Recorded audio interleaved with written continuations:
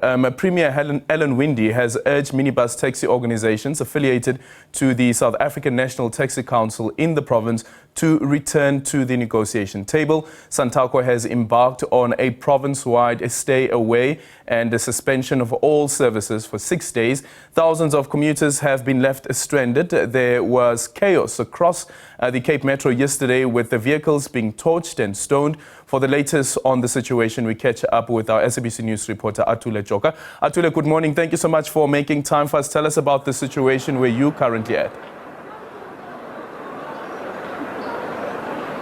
Yeah, like you correctly said, Aldrin, the stay away has caused chaos in the Western Cape, in Cape Town since yesterday. We understand about 4 buses were torched, 3 trucks and 3 panel vans were also torched as well. Hordes of people were stranded in town. They were at around the Cape Town deck station even at 11 p.m. until alternative transport was afforded to them, and then they were moved away from that particular place. Other people had to sleep from bars, as you have heard on these interviews that we had earlier on. But as we were driving through, coming here in Khayelitsha earlier on, there were some people who were walking on foot coming through to Khayelitsha, and when we got there, taxi ranks remained eerily quiet. When we got there, people were using alternative bus to get to work. We understand that there was another incident of a shooting of a bus here in Khayelitsha as well, but we understand that that driver was not wounded. This emanates from the bylaws which were effected by the city, which have adversely affected some of the taxi associations. I do have the deputy chairperson of Santaco, Mr. Enge, to just bring us to speed, to tell us more as to where this problem actually emanates from. Mr. Enge, what seems to be the issue here? The issue is impoundments that have increased in numbers recently, and the implementation of bylaws by the city of Cape Town, particularly JP Smith, whereby if your number plate is not properly fixed or has a crack, your van will be impounded. If the lights are cracked, your van will be impounded. If the driver is not wearing a safety belt, your van will be impounded. So we feel that that is unfair, because fines should be issued to the driver instead of impounding the van. Compromising the livelihood of our operators and the family at large. I was listening to an interview of JP Smith. He was saying that they are conducting these enforcement operations across the city in various places, and this particular one was at the taxi rank, and then he's saying that the taxi rank doesn't want to be held to account. They want to be law unto themselves. How do you respond to that?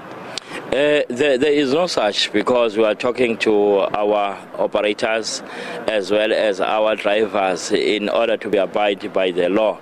JP was also referring to the safety of commuters, but you can ask yourself a question: if there's a crack in the number plate, what that has got to do with the safety of a commuter? Because it has got nothing to do. The only thing that needs to be done is to issue the fine, and the operator should thus fix that number plate. I understand there was a task team that was set up to try and address and resolve this matter. Who formed part of that task team, and also were you part of it? I heard that you withdrawn. Talk to us about it, and also what is your take on it? Why did you withdraw? And also, how did you come to that decision of yesterday? The task team was formed in February this year, or March if I'm not mistaken, and it was after the new minister Ricardo Mackenzie was appointed as the minister. So we wanted to give him, a chance to address these issues, because we were on the verge of going on a stairway even by that time.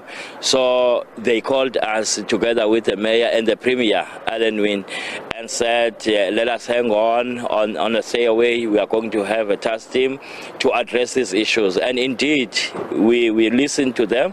So we went on a task team and addressed these issues. But up until now, after six meetings that we had in that task team, nothing fruitful came up. So we decided to withdraw, because it doesn't do anything for us. Yesterday you had a meeting discussing this issue of impoundments. What were you discussing, and how did you get to the decision to withdraw your services from yesterday? We reported to our members about the task team.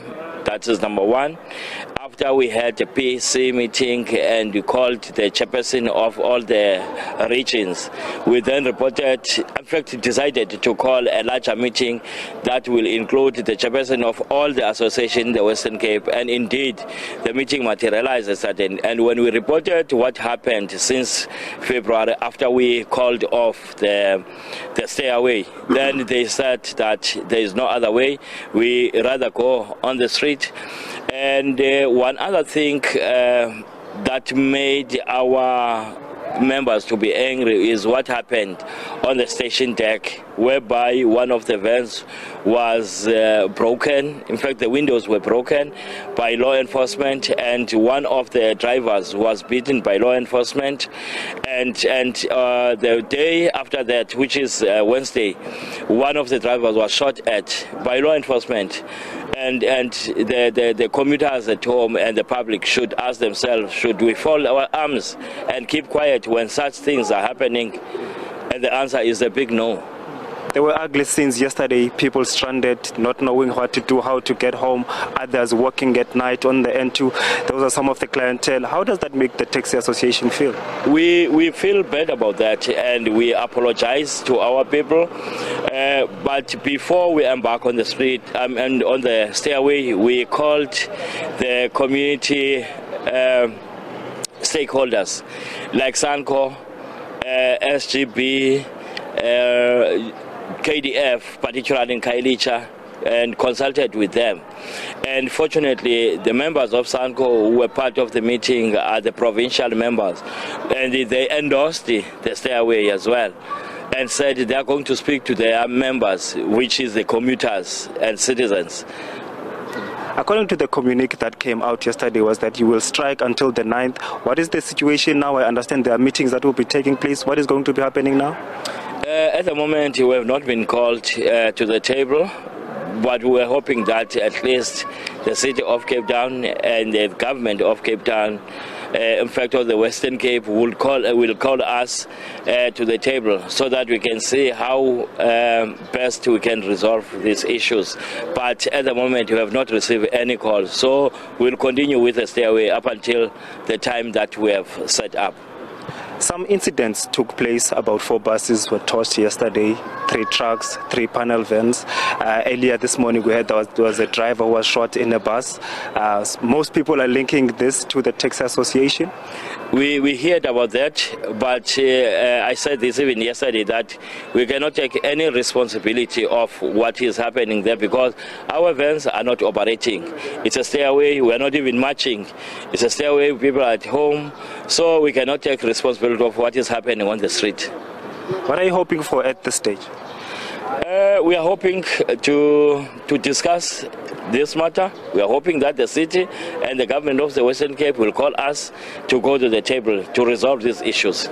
Within yourself, within your structures, I heard you said you will be speaking with your national. Are you doing anything to, and also on the 9th, what are you going to be doing? We have spoken to our national office, and fortunately they were also part of the meeting yesterday. On Wednesday, we are not going to do anything. We will continue as we are now. And then if there is no response, the taxis will go back to work on Thursday, and then we'll go and convene in a meeting to pave a way forward for the industry. Okay, sorry. What happens if he impounds the taxes again as well, if he finds those infringements again? As I'm saying that, we will go back and call our members and relate what is happening by that time to them. Then they will give us a mandate as to what needs to be done going forward. I see there's a high security detail around here. Can you talk to us about it? Do you feel unsafe? What is happening? No, the security personnel that you see here, they are guarding our chairperson and other members within. So at this stage, there is no resolution as to what is happening. You are just staying away. Yes. Thank you so much. Deputy Chairperson of Santaco, Mr. Nceba Enge, just bringing us up to speed with the stay away of the taxis here in the Western Cape, in Cape Town, saying they will stay away until the city of Cape Town calls them to the table to try and resolve some of these matters, saying, of course, where it emanates from are the bylaws, which are saying some minor infringements such as cracks on the number plates and also some minor infringements which lead to the impoundment of taxis. They feel that is unfair and they want that to be addressed, but they met with their national structures, their regional structures, and they've resolved to stay away until the 9th. They're saying they will try and go back on the 10th, on Thursday, to their full operations, but if the issue of impoundment of taxis persists, they will again see what to do. I would just want to show you, Aldrin, if my colleague is able to pan a bit to my right, to see you the security detail which is around here, people who are guarding the taxi officials around here as tensions remain high. He is saying, when we are asked him about that particular matter, that they are just ensuring that the members are safe, but there is no particular threat that they have detected, Aldrin. So that is the situation that is currently happening. But I can tell you now, across the Western Cape, taxi ranks remain eerily quiet, and people are using bus routes. They are saying they will try and come back very early from work to avoid the situation of yesterday. We will try and monitor. My colleagues will take over in the afternoon to see what is going to happen when people try and get back from work.